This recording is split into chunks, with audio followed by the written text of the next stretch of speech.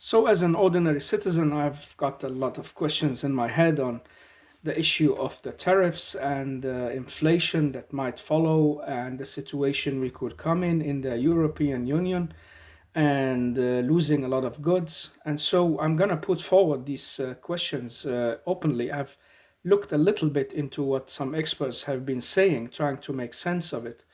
And still, I have some questions that maybe seemed not so answered, and I think I can share that with a lot of other people who also don't really know a lot about these issues, the same as I, but can ask the clever questions and look into things from different perspective than the usual one. So the first thing I've been thinking of is tariffs really so bad? And why are the drums of fear have been running through all the media, and most economical experts don't want it and shaking their head against it? Is that maybe just a farewell to globalism and a welcome to a new kind of mercantilism? Mercantilism, where all states are closed entities and they trade with each other, sharing the goods they like and keeping the goods they don't want to give away or share. Because globalism, hasn't that been the idea of open markets all the way, and specialized markets where some places can produce things others don't, and the others use it as a way of getting more space to produce something else? So we get this big specialized market and open market with low or no tariffs and low and no taxes, and easygoing agreements among the nations. Isn't that also a way of saying, well, I'm going to lose a lot of my welfare goods, like the Spanish tomatoes and the passion fruits from uh, Malaysia and Philippines and these areas, and whatever I'm getting of spices from India and the Chinese goods and African fruits?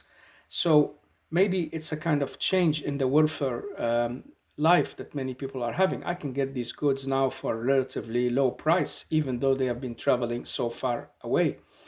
And with tariffs and with closed borders, this will be very difficult. Some things I won't be able to get because they will be so expensive when they finally reach here. And some things will stop coming because it doesn't make sense for the supplier to buy it or bring it in anymore, as only a few people will afford it. And so that will make a change back to some old days, and that can make people afraid and don't want that type of changes. As I could see it, there was also like a kind of fear in the markets. And most of what I've read so far has been saying that, well, the markets are trembling and falling, and the stocks in the States, because of the fear of the future, and not it's not the real future they are afraid of, because it's not sure it will hit that way. But by getting afraid, as usual, these stock markets are so delicate and sensitive and unstable that anything can put them out of order, and people start um, reacting to it, as they say to us. And so is that fear maybe unreal, more like just a momentarily fear than a real fear? And if you look at tariffs, maybe you can see that on the short term, they might have some effects on people. They need to change their life and the products they get, and maybe buy local products to higher prices, and the things they have to import from other countries will have higher prices, so they will have to pay more money for it. But won't that strengthen their economy on the long run, as they are saying, these experts around the supporters of the tariffs?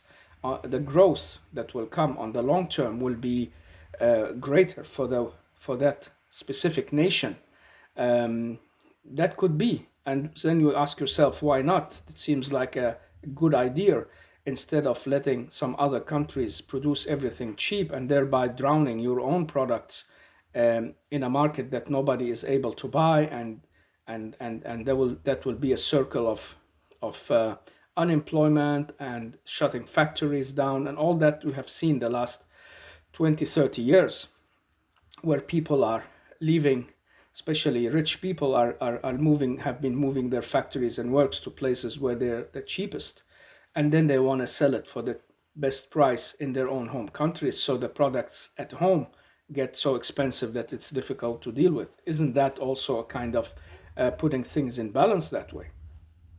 One other thing I have been thinking about these tariffs is that some have been saying this is a hidden plan to gain access to more money. It's like the United States want the other countries to strengthen the dollar in an indirect way, like when they put tariffs on them and the other countries put tariff on the American goods, they don't want to have the reserves of dollars anymore. Maybe they will sell it, and they don't want to trade in dollar as much as they do today.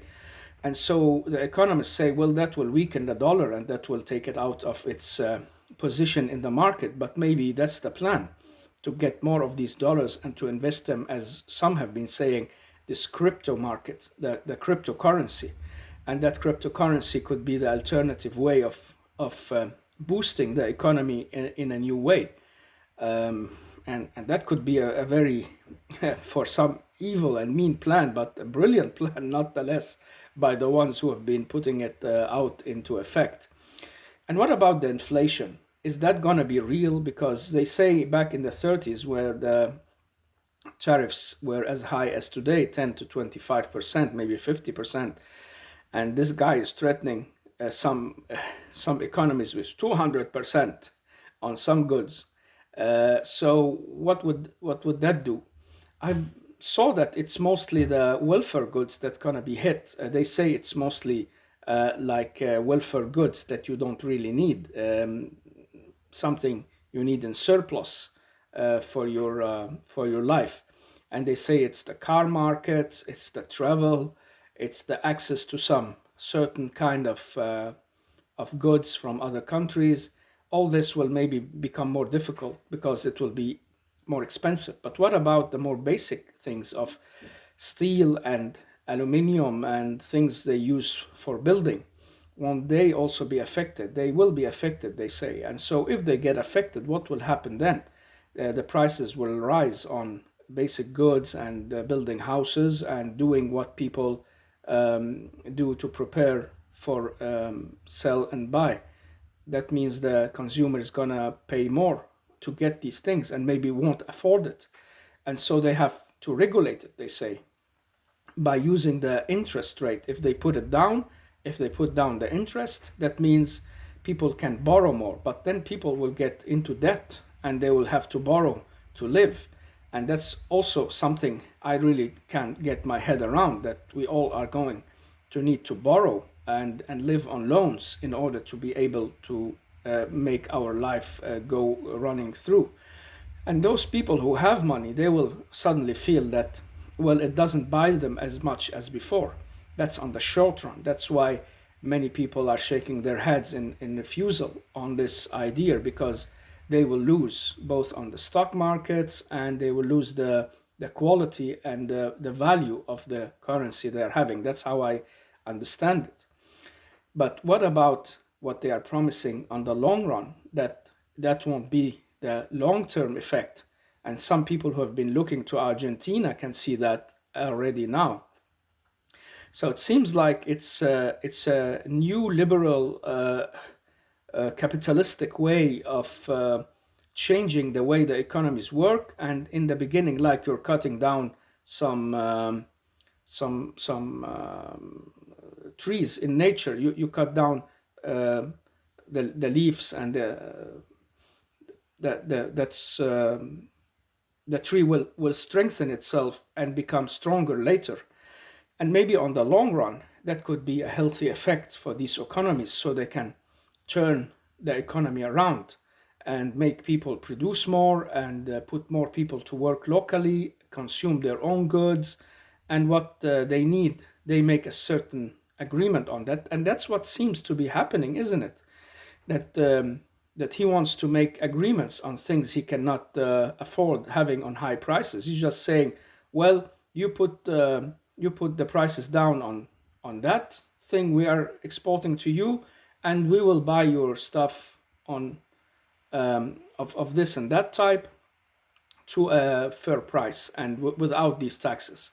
So maybe it's just a kind of a tradesman's scare, that you are actually just gambling. It's you're just playing the tough man who can say, listen, I can pull this off and win. I can put the tariffs on you if you don't take them away, but at the same time, he's ready to negotiate on every one of them, especially those the country needs.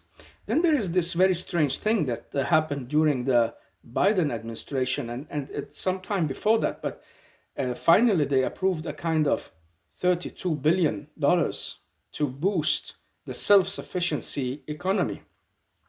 How they will start building the factories from scrap to build everything that's needed to build tech equipment and every components that's needed in the tech industry instead of having Taiwan or other places building it. And so they need cheaper workers in their own country. And so it will be a big change for both the United States and the world.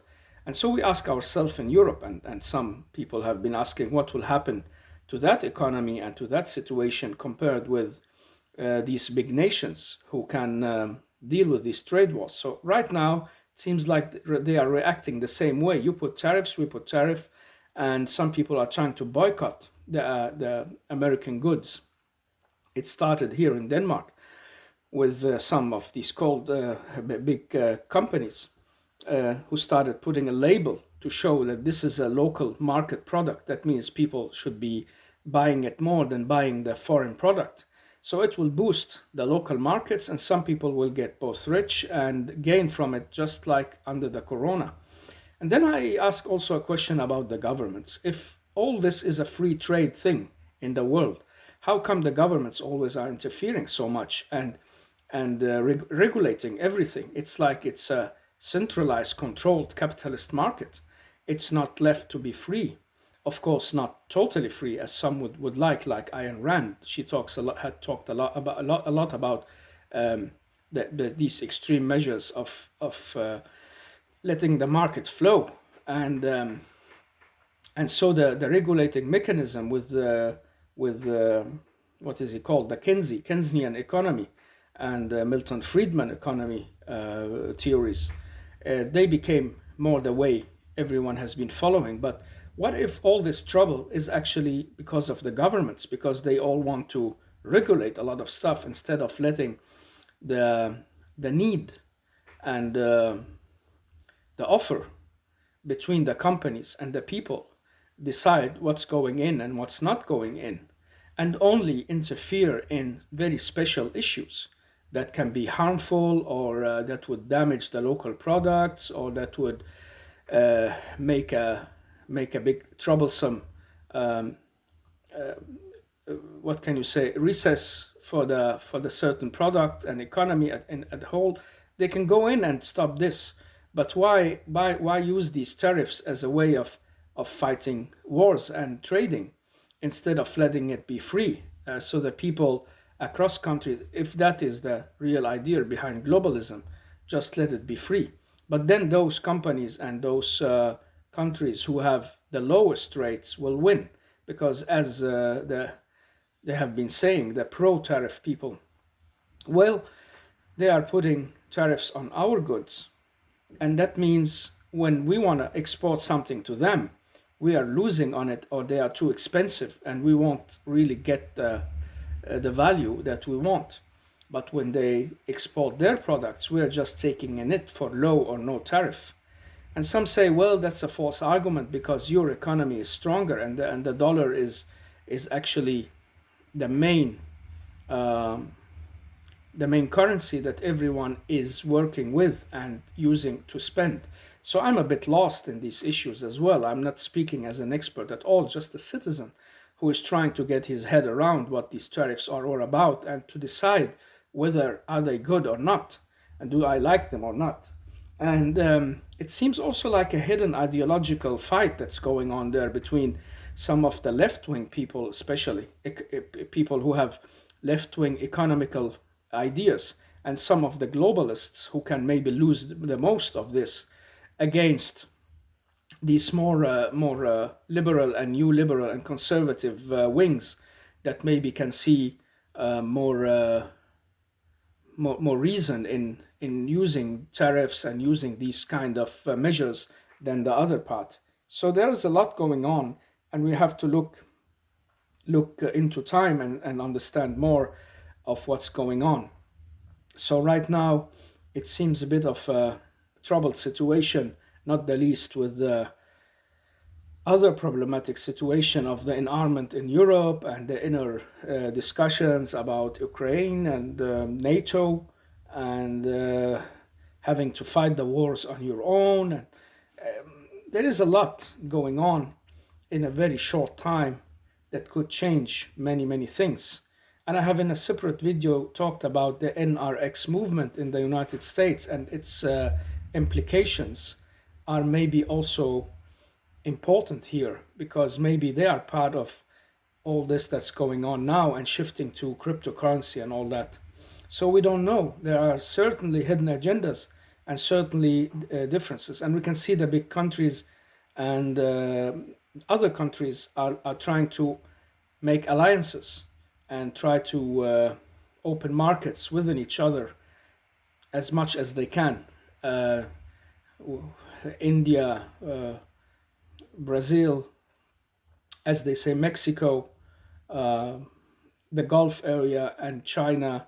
And now Malaysia and Indonesia have made a pact and want to open a big uh, trade relation that can boost their inner trade relations, and they will also be helpful for the West as an alternative to the Chinese. So a lot is going on these issues. And again, as a normal citizen who's not expert on economy, I just don't want to. I'm a bit skeptical to these drumming news against one thing without really learning much and deep about it. So that's why this talk that's just gonna be out there anyway. Not sure anyone is gonna see it or listen to this end, but at least I've said my mind. It helps me think more clear, and maybe someone will get some clear head out of it as well.